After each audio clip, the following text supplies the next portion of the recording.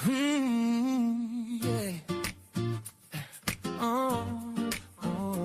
Oh, yeah. Yeah. Welcome to Grace to Care. Take a breath, pull up a chair. Little laugh, little truth to share with Grace to Care. Together for the ones who hold it off through the late calls, long hauls, coffee cold on the counter again. But your heart keeps showing up, my friend.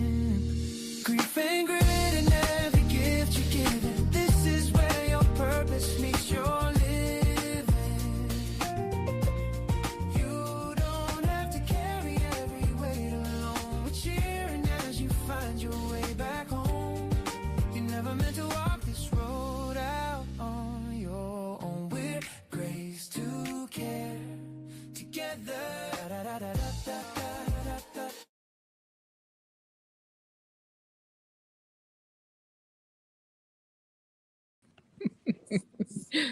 Hi, everyone. Welcome, welcome, welcome. We're so glad you're here with us on the porch today. We're talking about something really, really good that's going to cause you to reflect and really think back to when you were sitting on the porch with some of the folks that either they're your family or your friends, your neighbors. What are some of the best life lessons that you learned on the porch? They often came by way of just short, little catchy sayings that folks would say.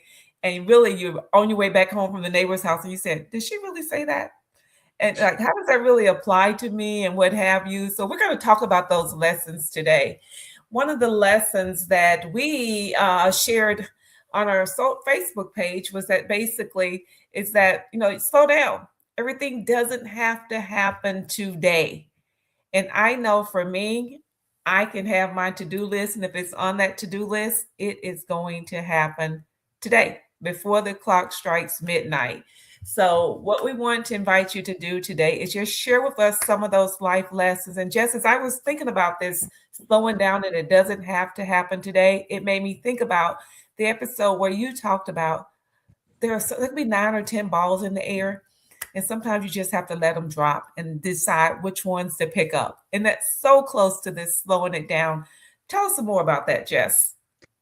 It's funny when I listen back, I'm like, there was a part of me that went, I can't believe you said that, but I'm glad I said it. It was such a natural instinct for me because I just remember being in that space where I was running 100 miles an hour before I stepped into caregiving.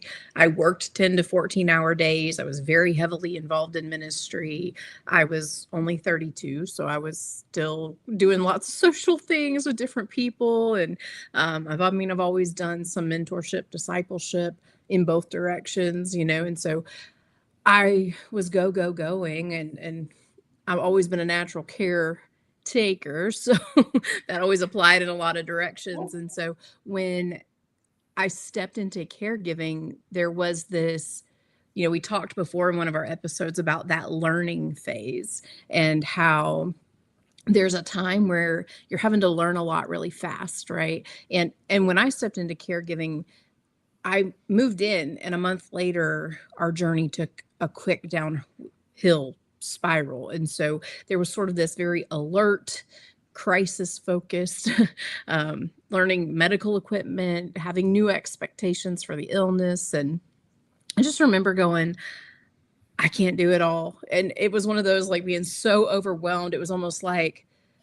mentally I just had to let it all fall down. It doesn't mean I stopped taking care of critical things. That's not what I mean when I say fall down. But I just mentally had to let it all fall down so that I could actually go, okay, things are not the same anymore. And so I have to really assess, where are my priorities right now, and what in what I'm doing needs my attention. What in what I'm doing, really, I have no capacity to give attention to at all right now. In some of it, it was where people pulled their attention, you Sure. know, away. And so I just mentally, I just had this image of, let it all fall, because then I can look at it and go, okay, that's this is this is this. I don't have time for that. It just allowed me a little more capacity because mentally I want to keep all my balls in the air. I'm that person who doesn't want to drop anything. But it was such a gift to myself to just say, let it fall, because it gave me permission to re-engage and reevaluate what was going to be most important, most critical in that season. That's powerful because as you re-engaged in it, you knew what your capacity was by letting it fall, right? Mm-hmm. And you also mentioned in that episode just that some things you just didn't pick back up. There were things that weren't worthy of being picked back up. So that's another the gift of time. Speaking of gift, right? Yep, absolutely. Sometimes there's certain reasons we pick stuff up, and some of it, you know, we're all in progress people. Some of it we may have picked up in a healthy way, some of it we may have picked up in a not so healthy way.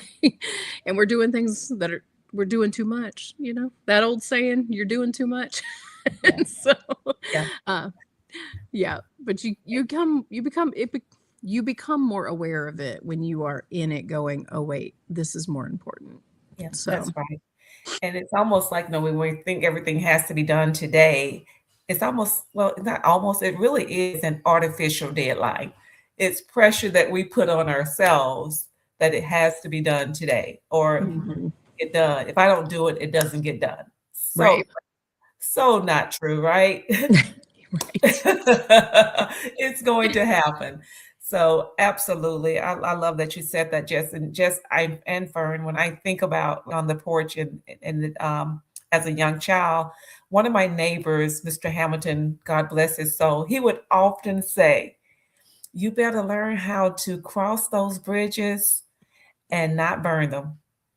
And that lesson stuck with me forever because I was always looking to see what bridge I could cross, as even as a little girl, and thinking about others first in that whole process. So I don't think I'll ever forget that. His daughter Net and I are still really good friends to this day, and I remind her of her dad's sayings all the time.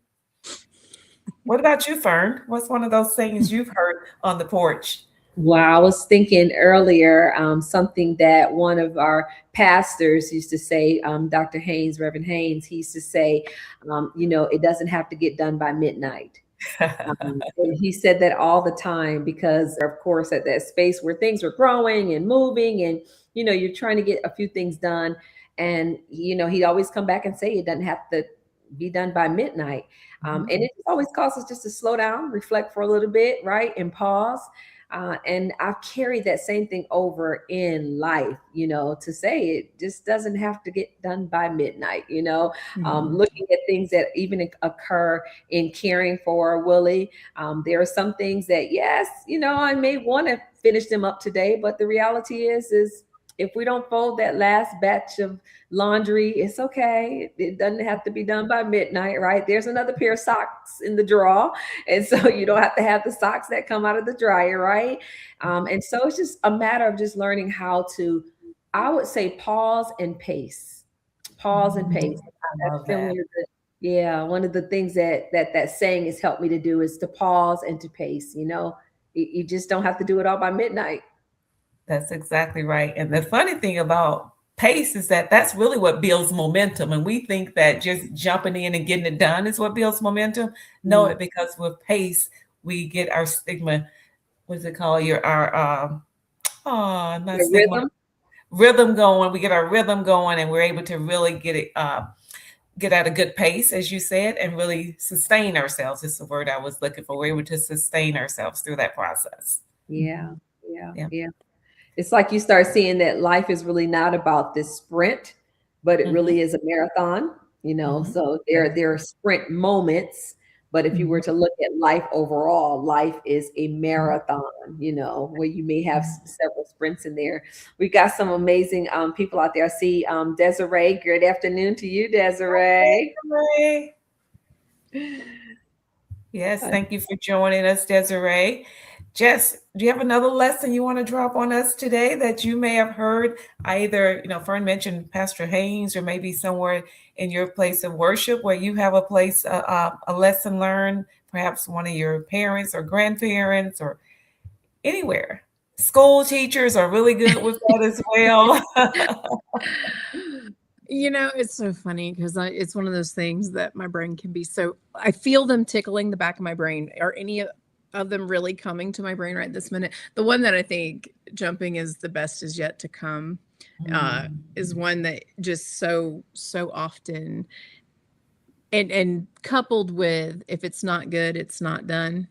You know, if it's not Yes, good, it's not love done. that. And I think about those two things probably particularly together, that when you're in the middle of the storm, the middle of the crisis, in the middle of any of it, you know, being a person of faith, the promises, God makes all things good, right? And so that whole sentiment that if it's not good, it's not finished.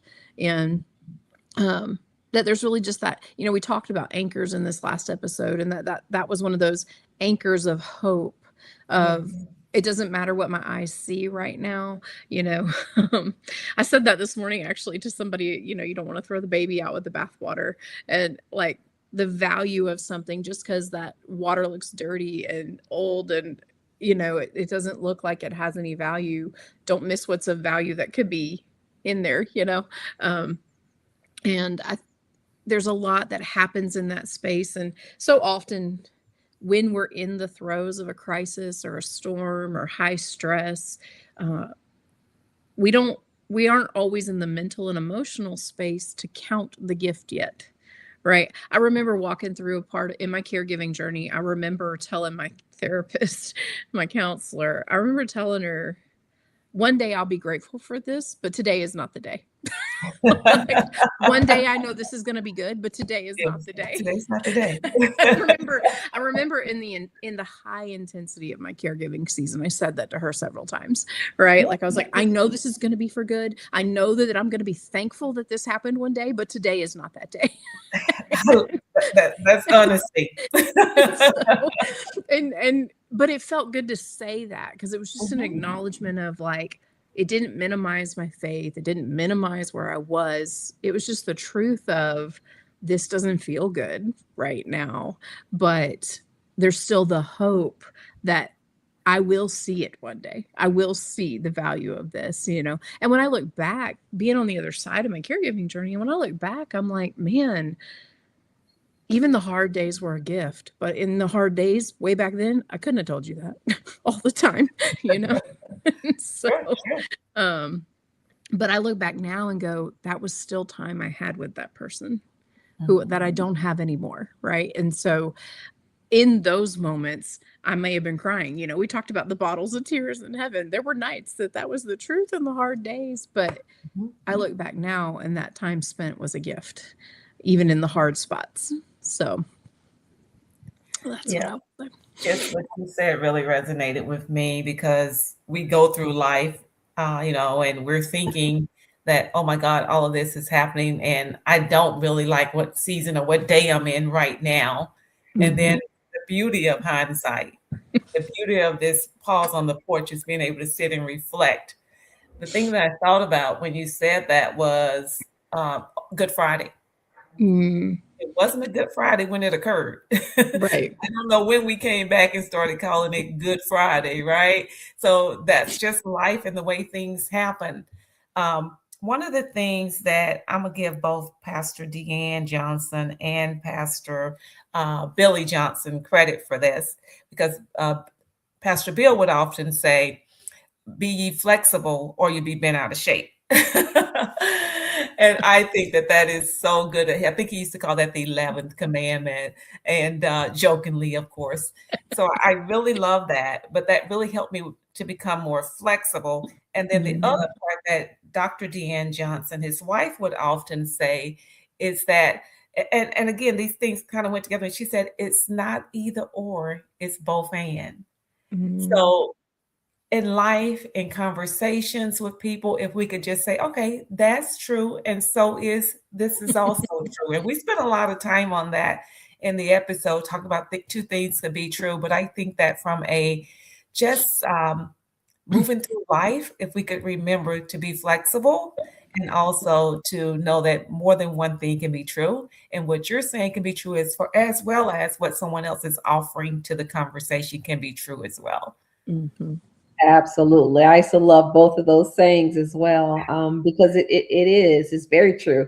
Dr. Patrice Kirk Kemp is out there. And Desiree, would you all give us and let us know hello, welcome to the porch. Come on up on the porch and start talking to us. What's some of your best life lessons or best sayings that people have said and shared, that you would love to share with us on today? We'd love to read them out. So, what are some of your best life lessons? I was talking to Willie, and he said that one of his is, and he says it all the time, so we all should know it, and that is keep showing up. Yes. Keep showing up. Whenever he talks to people, whenever he posts on you, he always says keep showing up. And it's regardless of what's happening, regardless of what's going on, regardless of where you're at, it's keep showing up. Keep showing up. And I love that, because now when people see him, they're constantly responding back to him. Now I'm showing up. Yeah, that's good. I'm showing up. So you all share with us what are some of your favorite sayings that you have out there. But I had to put Willie's out there on the table. Keep showing up. You showing up. Yeah, that's really good. So sometimes, you may not feel like showing up. And there was a saying there is a saying, speaking of things that go, fake it till you make it.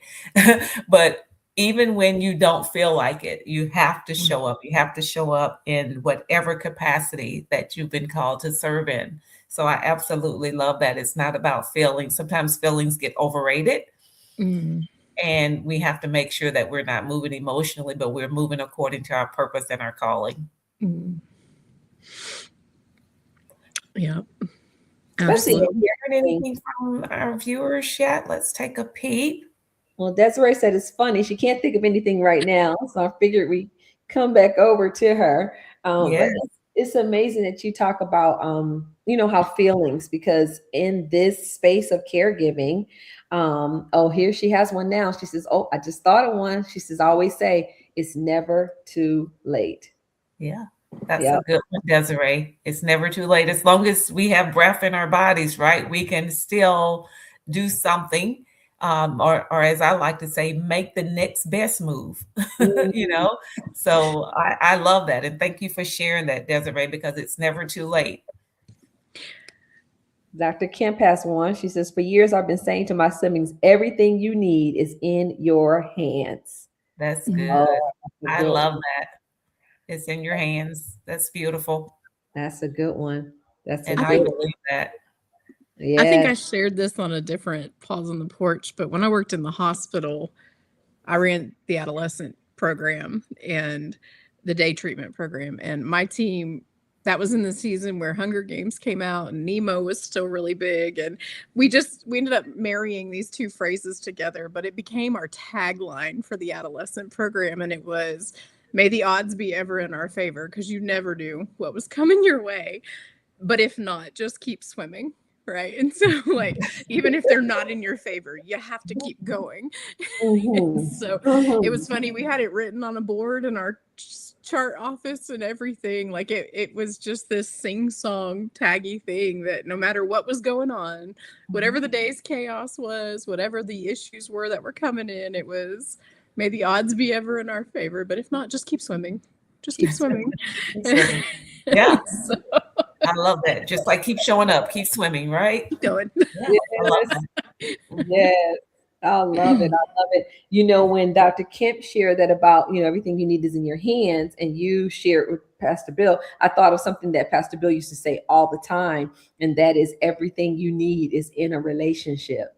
That's right. Everything is in a relationship, even your salvation.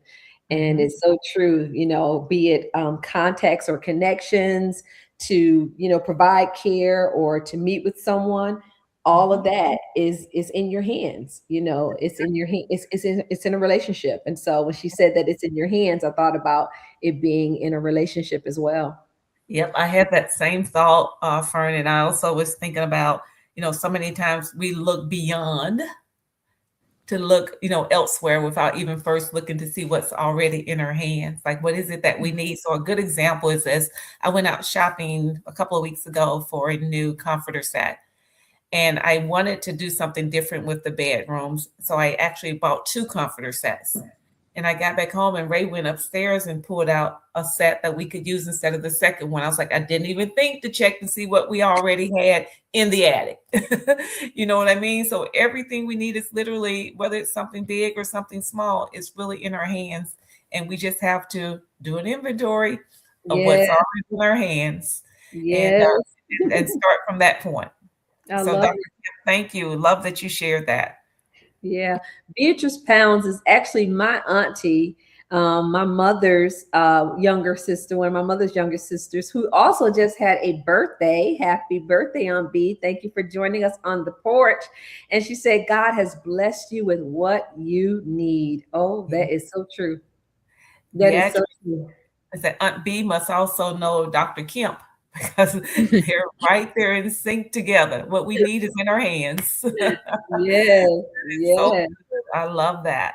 I I love You, that. love- you know, when I think about all that, God's already blessed it. It's in our hands. It's in relationship. I think how true and how critical that is for our community, right? Because we say it almost every single episode.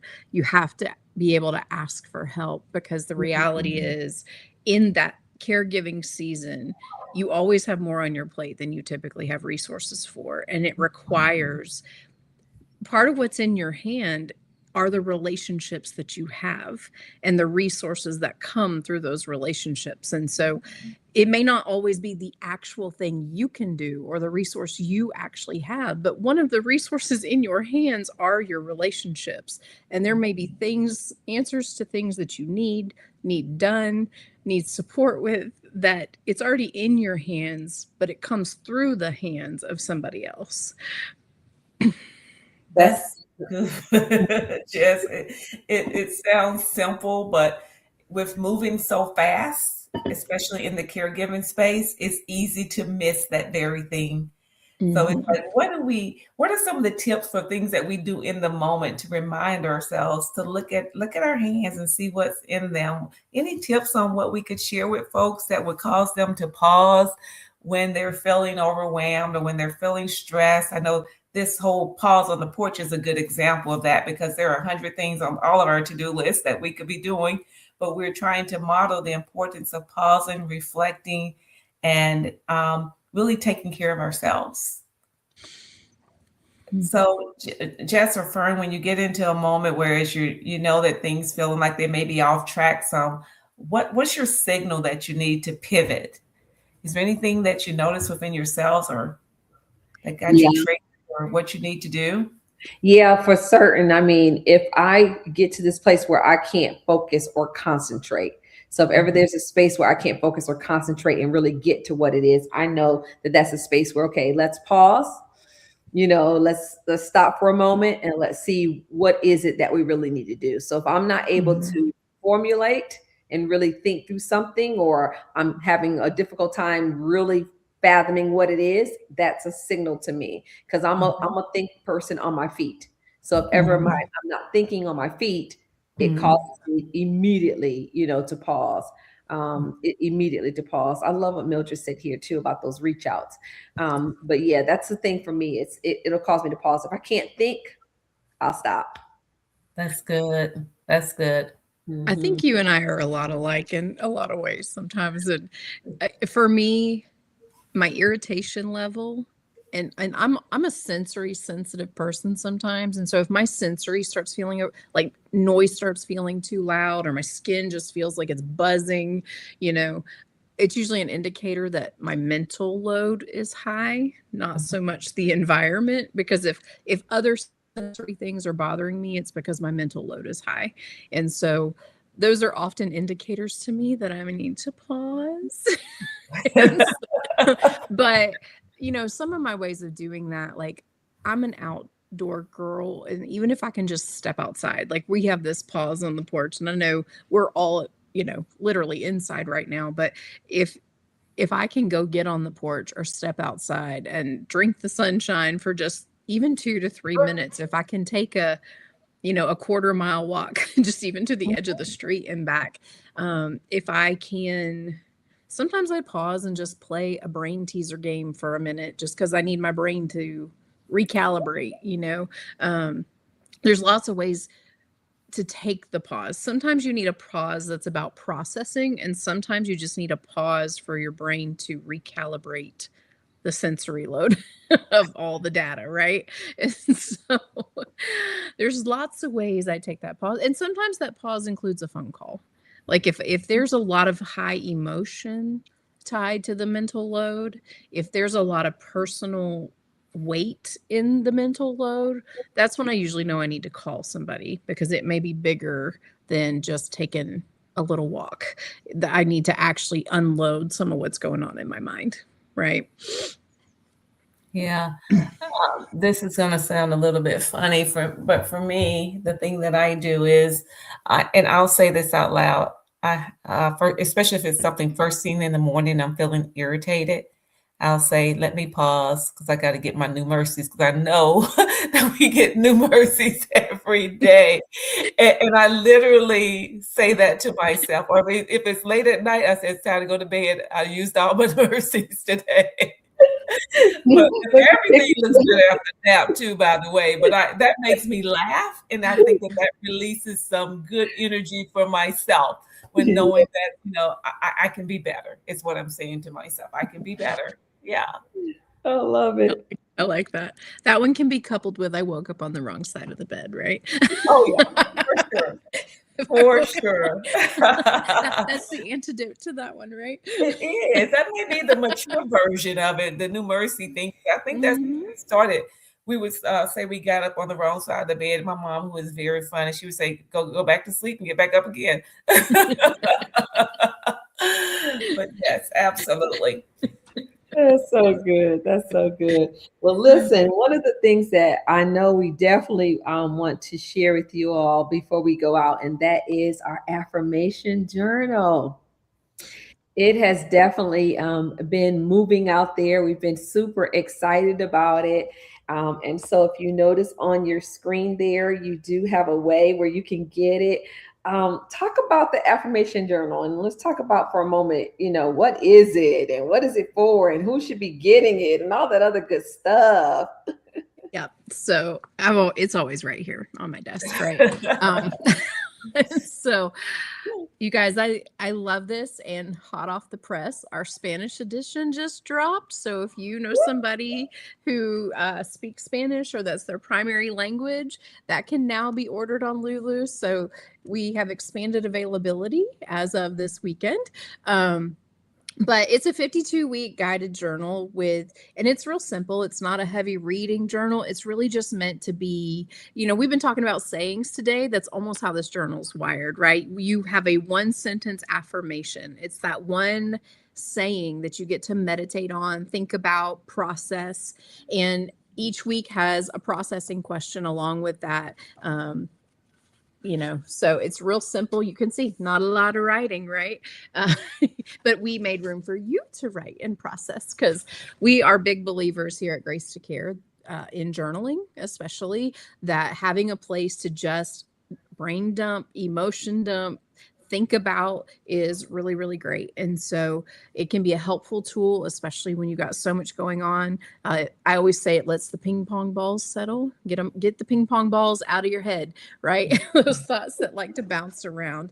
And so it's a way and a space to do that. And it's not an overload. It's not a huge commitment. It just gives you a dedicated space for yourself and your thoughts, your feelings, and a place to just be encouraged.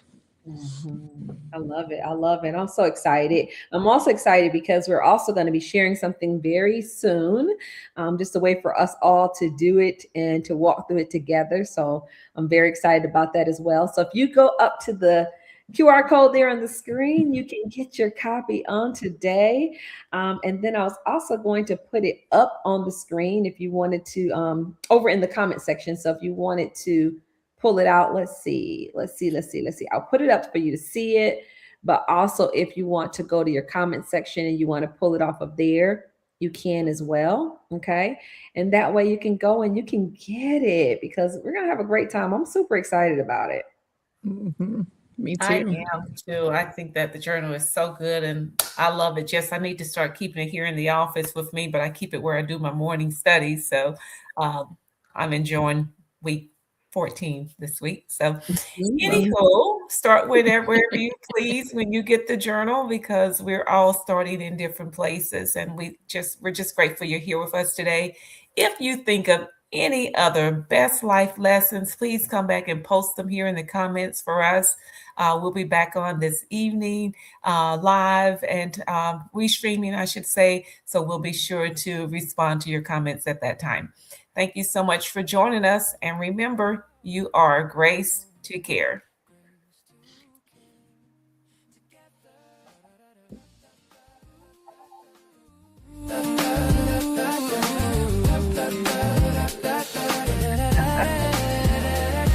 When it's heavy and your hope feels thin, press play, let a new strength in. Every voice here says you belong, you're seen, you're held, you're strong. In caregiving, you're never meant to walk alone. We're grace to care together.